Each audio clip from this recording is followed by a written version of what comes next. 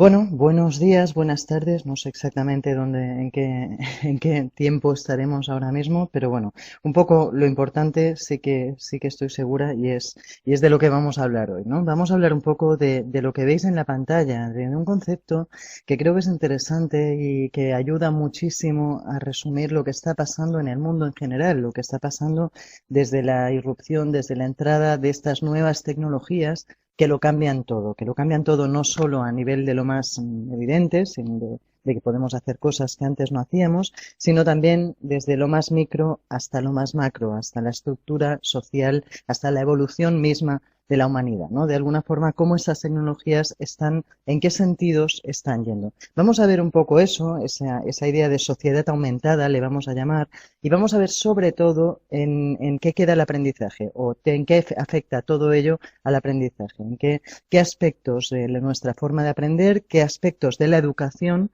deben cambiar. No me voy a centrar en una etapa del sistema educativo, vamos a hablar más de educación en general, concretaremos cuando sea necesario, pero sobre todo miraremos esa parte de educación 2.0, social web en educación, open social learning, aprendizaje social abierto, como queráis llamarle, pero veremos exactamente cómo afecta este cambio social a la educación y al aprendizaje. Bien, tenéis aquí un poco la primera idea que quería trasladaros. Esta es la portada de mi último libro, sale de hecho mañana al mercado, a las librerías, y habla un poco de sociedad aumentada, de este concepto que os decía, de cómo el resumen muy rápido sería de cómo estamos recuperando esa sociabilidad que es tan importante para el ser humano que durante una época habíamos perdido, pues por diversas causas sociológicas, psicológicas, etcétera.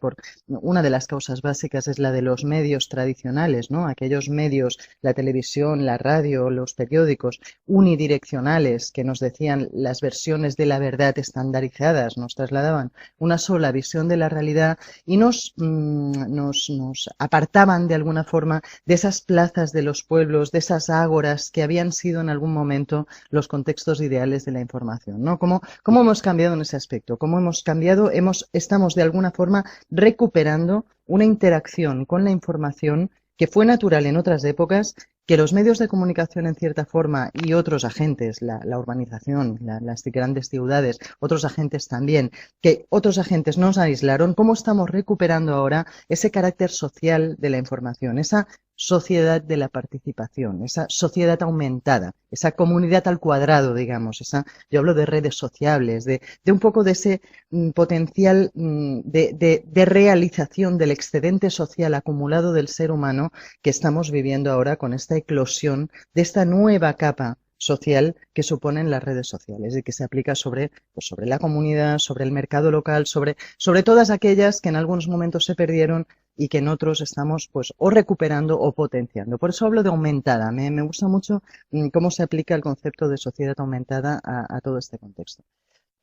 Yo siempre me gusta destacar en este punto, porque es algo que ya hago desde hace mucho tiempo, al hablar de nuevas tecnologías y de cómo están cambiando el mundo.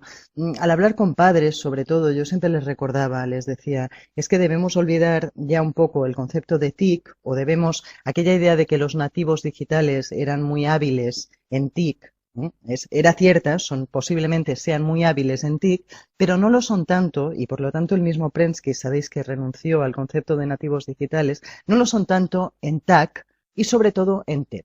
Os explico un poco estos conceptos porque creo que es interesante antes de que empecemos. Hablaremos en la presentación de hoy sobre todo de TAC y de TEP, de tecnologías del aprendizaje y el conocimiento y de tecnologías del empoderamiento y de la participación. O sea, de esas dos vertientes de la tecnología. Las TIC sirven para quedar, información, comunicación, de alguna forma para quedar con los amigos. Son esos usos más triviales, digamos, más de comunicación, simplemente. De hecho, tampoco suponían nada respecto al teléfono o respecto a otras tecnologías que lo que hacían era posibilitarnos formas de comunicación. Pues el Messenger, todas esas cosas, en el fondo esas TIC, podríamos considerar que son TIC y que sirven a los adolescentes o sirven a los jóvenes para eso, para interactuar, para relacionarse simplemente. No digo que no sean importantes, pero creo que es la parte más conocida de las tecnologías y que deberíamos empezar a mirar, o que es importante que empecemos a mirar hacia las TAC y hacia las TEP. TAC. Tecnologías del aprendizaje y del conocimiento.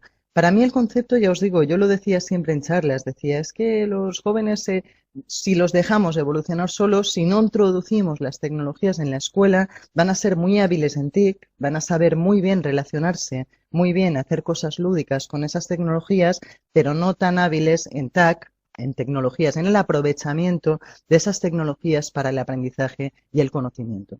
Aquí en Cataluña, hace un par de años, Jordi Vivancos y la Generalitat inventan el concepto de TAC para un poco esa idea que muchos ya estábamos trasladando, pues le ponen un nombre y creo que es muy interesante esa distinción entre TIC y TAC, tecnologías del aprendizaje y el conocimiento.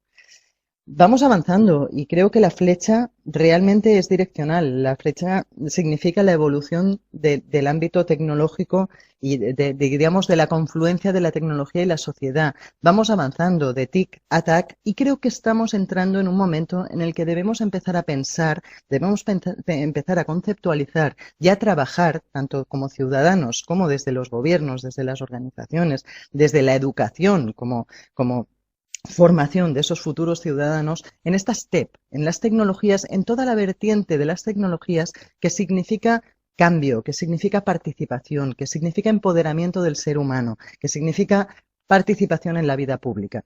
Hemos vuelto a la vida pública, hemos vuelto al ágora y además tenemos ahora unas tecnologías, una serie de tecnologías, de entornos colaborativos que nos hacen mucho más fácil que nunca trasladar la voluntad popular a las instancias de poder, por ejemplo. Vamos a intentar educar, a aprender a usar esas cosas. Evidentemente va a hacer falta también la voluntad política de abrir esas ágoras virtuales, de convertir esas ágoras virtuales en espacios de decisión política. Pero vamos también como ciudadanos, como educadores, a educar a las personas para que hagan uso de esas tecnologías de la participación, para que participen. Educar la participación va a ser la base, el hilo conductor. Educar en la sociedad aumentada es educar la participación, es el hilo conductor del resto de mi conferencia. Veis aquí, pues, cómo realmente tienen unos instrumentos, unas metodologías asociadas. Cuando pensamos en TIC, a mí me hace pensar en redes personales de aprendizaje, en comunidades. Cuando pensamos en TAC, ampliamos un poco el concepto e incluimos entornos personales de aprendizaje. Creo que el entorno personal de aprendizaje incluye la red personal de aprendizaje.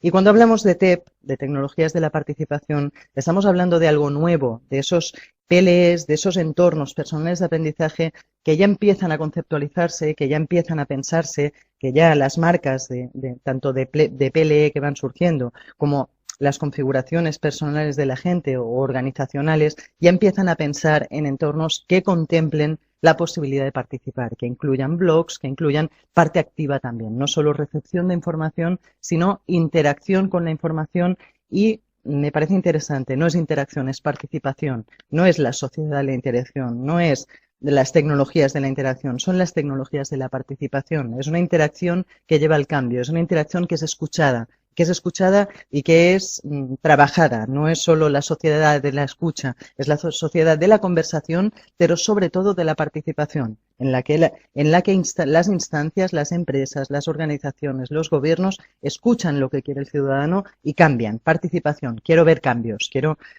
Es esa parte, yo a veces hablo del individuo conectado, es esa parte que en el fondo todo esto nos devuelve a la individualidad, nos devuelve a que el individuo quiere algo a cambio, quiere reforzar su ego, quiere participar, quiere recibir algo a cambio de todo esto que aporta. En fin, son conceptos que iremos viendo con un poco más de calma, pero que se incluyen en este gráfico y que son interesantes a la hora de entender esta evolución del entorno tecnosocial y de conocimiento, como veis aquí. Como conceptos, yo siempre digo que en esto de las TIC y el aprendizaje, si hay algo que no podemos dudar, es que está realmente llamemos las TIC, incluyendo en ellas todos los conceptos que veis aquí, lo que están haciendo de alguna forma es hacer realidad viejas utopías educativas que no eran posibles, que eran muy bonitas en cierta época, que eran muy bonitas de formular y que, no sé, recuerda Freire y la pedagogía de la pregunta, estaba muy bien hablar de que, y lo veremos al final, de que hay que ir hacia una sociedad de la pregunta, no tanto de la respuesta, ¿no? Ahora que tenemos todas las respuestas disponibles, vale la pena que nos hagamos las preguntas adecuadas. Esto ya lo decía Freire, por ejemplo. Lo que pasa es que ahora quizás tengamos posibilidad de hacerlo como nunca antes. Decía Asimov que en algún momento tendríamos a nuestra disposición una biblioteca universal de recursos para el aprendizaje, de respuestas, de posibilidades de investigación. Falta ahora hacernos las preguntas adecuadas. Lo que antes eran ideaciones o sueños de Asimov y utopías educativas, tanto de Illich como de Freire, de un montón de pedagogos y autores, hoy en día creo que gracias a las tecnologías se están haciendo posibles o se están haciendo realidad.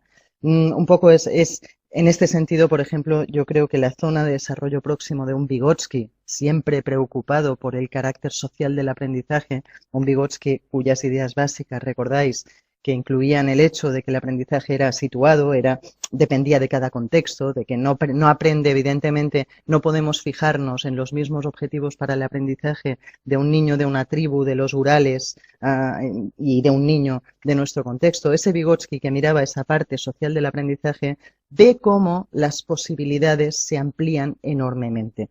Por eso os pongo aquí el concepto de ampliación de la zona de desarrollo próximo, porque creo que sí que si algo caracteriza la evolución en la confluencia de tecnología y aprendizaje es esa ampliación espectacular de la zona de desarrollo posible del ser humano.